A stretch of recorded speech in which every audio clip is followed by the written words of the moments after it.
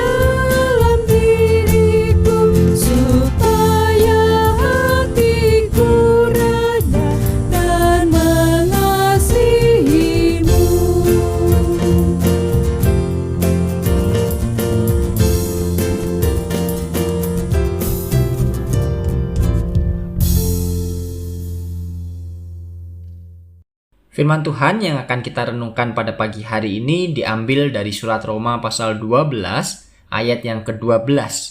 Roma pasal 12 ayat yang ke-12, demikian firman Tuhan. Bersukacitalah dalam pengharapan, sabarlah dalam kesesakan, dan bertekunlah dalam doa. Demikianlah firman Tuhan. Berbahagialah kita yang masih membaca, merenungkan firman Tuhan dan memeliharanya di dalam hidup sehari-hari. Bapak, Ibu, sahabat yang terkasih di dalam Tuhan, saya berharap pagi ini keadaan kita baik dan sehat, dan biarlah kita dipimpin oleh Tuhan untuk senantiasa memperbaiki kehidupan kita menjadi sesuai dengan kehendak-Nya. Bapak, Ibu, Saudara, tentu kita tidak asing dengan kalimat yang mengatakan alon-alon asal kelakon. Sebuah kalimat dalam bahasa Jawa yang jika kita Indonesiakan menjadi atau berarti pelan-pelan asal terlaksana atau terwujud. Tentu jika kita pahami lebih dalam, kalimat ini tidak hanya bermaksud soal kecepatan di dalam melakukan sesuatu, melainkan juga berbicara soal kematangan, baik itu di dalam persiapan, lalu kedalaman proses yang dijalani, dan juga pelajaran apa yang didapatkan dalam melakukan hal tersebut. Saya menyebut dunia kita sekarang ini dengan dunia yang serba instan, serba cepat, dan serba mudah. Seperti contoh jika kita sedang memasak Indomie. Bukankah kurang lebih waktu yang kita butuhkan untuk memasak mie dan menyantapnya hanya 5 menit? Apa yang terjadi dengan dunia kita sekarang ini jelas karena perkembangan teknologi, karena perkembangan transportasi, dan juga perkembangan pola pikir manusia yang semakin maju. Saya setuju Bapak Ibu, apa yang terjadi sekarang ini adalah perkembangan yang baik, di mana kita lebih dimudahkan di dalam beraktivitas dan lebih cepat di dalam melakukan sesuatu. Namun pernahkah terpikirkan oleh kita bahwa kemajuan yang terjadi ini juga memiliki dampak yang negatif, baik itu bagi diri kita maupun juga bagi orang lain, khususnya dalam hal kesabaran dan ketekunan. Banyak dari kita dan bahkan anak-anak kita menjadi pribadi yang tidak sabaran. Diminta untuk menunggu sedikit lama, mengomel. Disuruh menunggu, tidak mau. Dan bahkan sampai membuat seseorang menjadi mudah marah. Salah satu contohnya adalah saat kita terjebak di dalam kepadatan dan kemacetan di jalanan. Bukankah kita selalu tergesa-gesa dan terburu-buru, dan padahal ketika kita berada di situasi lalu lintas yang padat, kita kemudian menjadi marah. Kita mencoba memaksa masuk agar kita mendapatkan jalan dan kita tidak memedulikan pengendara yang lain. Dampak negatif lainnya yang juga menggerogoti kita adalah soal ketekunan dan keuletan. Karena sekarang kita sudah terbiasa dengan budaya yang instan, cepat dan mudah, orang-orang menjadi hanya berfokus pada hasil. Kita menjadi sulit menikmati dan belajar terhadap proses yang sedang kita kerjakan. Banyak orang menjadi malas dengan melakukan proses yang rumit dan lama. Mari coba kita ingat-ingat kembali. Keberhasilan kekristenan bisa menyebar ke seluruh penjuru dunia, dan banyaknya orang-orang yang mengikut Tuhan adalah hasil dari buah kesabaran dan ketekunan yang dilakukan oleh murid-murid dan pengikut Kristus pada waktu itu yang jumlahnya tidak seberapa banyaknya. Keadaan pada waktu itu tidak seenak seperti keadaan kita pada waktu ini di dalam mengikut Tuhan. Para murid, mereka hidup dalam bayang-bayang ancaman kekaisaran Romawi yang menganggap mereka sebagai kelompok pemberontak.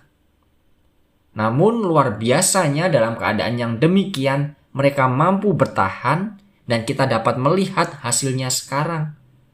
Muncul orang-orang Kristen yang berkualitas dan jumlahnya pun semakin luar biasa banyaknya. Itu semua karena firman Tuhan yang disampaikan oleh Rasul Paulus kepada mereka untuk tetap hidup dalam pengharapan, bersabar dalam kesesakan, dan bertekun di dalam doa. Dan saya rasa hal-hal inilah yang masih harus kita lakukan dalam dunia yang sekarang ini. Dunia yang serba instan, cepat, dan mudah. Mari kita tetap memelihara kesabaran dan ketekunan kita, Bapak Ibu Saudara. Sebab masih ada banyak hal di dunia ini yang membutuhkan kesabaran dan ketekunan agar kita bisa melaluinya dengan baik.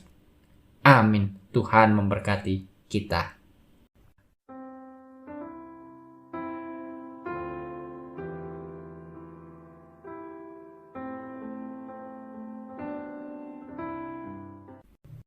Mari kita satukan hati dan pikiran kita di dalam doa. Terima kasih ya Tuhan untuk firman-Mu yang boleh kami dengar pada pagi hari ini. Engkau memberi kami kesempatan kembali untuk bersama-sama dapat merenungkan firman Tuhan. Dan di dalam firman yang baru saja kami dengar dan kami renungkan, Engkau mengingatkan kami bahwa di dalam perkembangan kehidupan yang semakin terus maju dan berubah, Engkau menyadarkan bahwa bahwa kesabaran dan ketekunan di dalam berjuang di kehidupan ini adalah hal yang perlu kami miliki. Meskipun semuanya sudah berubah menjadi serba cepat dan serba mudah, namun melalui firman-Mu, Engkau menyadarkan kami bahwa tidak semuanya dalam kehidupan ini dapat dilalui, dapat dijalankan dengan cepat dan mudah. Ada berbagai macam hal yang harus kami jalani, yang harus kami gumuli dengan melandaskan pada kesabaran dan ketekunan, dan juga tentunya pengharapan di dalam Tuhan. Biarlah dengan pimpinan dari Roh Kudus, kami senantiasa dimampukan untuk melewati setiap pergumulan dan persoalan di dalam kehidupan ini dengan tetap bertekun dan bersabar di dalam Tuhan. Tuhan, pada pagi hari ini juga kami memohon, biarlah setiap aktivitas yang akan kami lakukan pada hari ini dan juga hari-hari esok, biarlah Tuhan saja yang memimpin, yang menyertai dan melindungi kami. Sehingga di dalam apa yang akan kami lakukan, damai sejahtera dan sukacita boleh senantiasa kami rasakan di dalam setiap aktivitas hidup kami. Begitu juga kami memohon pemeliharaan dalam hidup kami oleh Tuhan. Biarlah melalui pekerjaan dan sebagai macam usaha yang kami lakukan, berkat Tuhan boleh senantiasa disalurkan untuk memenuhi kebutuhan hidup sehari-hari kami. Terima kasih ya Tuhan. Begitu juga dengan kesehatan dan juga pemeliharaan dari Tuhan yang mana menjauhkan kami dari segala macam penyakit dan mara bahaya. Kami memohon Tuhan memberikan semuanya itu kepada kami. Terima kasih ya Tuhan, dan pada pagi hari ini juga sebelum kami berpisah satu dengan yang lain untuk melanjutkan aktivitas kami selanjutnya, kami memohon kepada Tuhan untuk menolong kami di dalam hidup berjemaat di GKI Tumapel. Biarlah di dalam setiap rencana kegiatan yang akan kami langsungkan, Tuhan dapat memberkati, Tuhan melancarkan setiap pelaksanaan kegiatan yang akan kami lakukan. Begitu juga bagi para pelayan-Mu yang terlibat melayani, menyiapkan, dan memimpin setiap kegiatan pembinaan iman yang akan kami ikuti.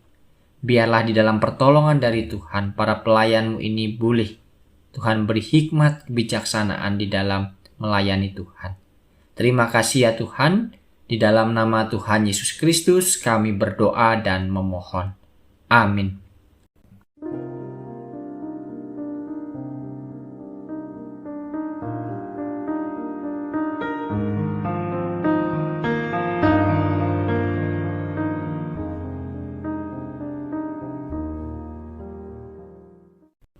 Sahabat, doa pagi kita telah usai. Selamat beraktivitas, semoga kita tetap diberi kesehatan dan tetap dalam penyertaan Tuhan. Tuhan Yesus memberkati.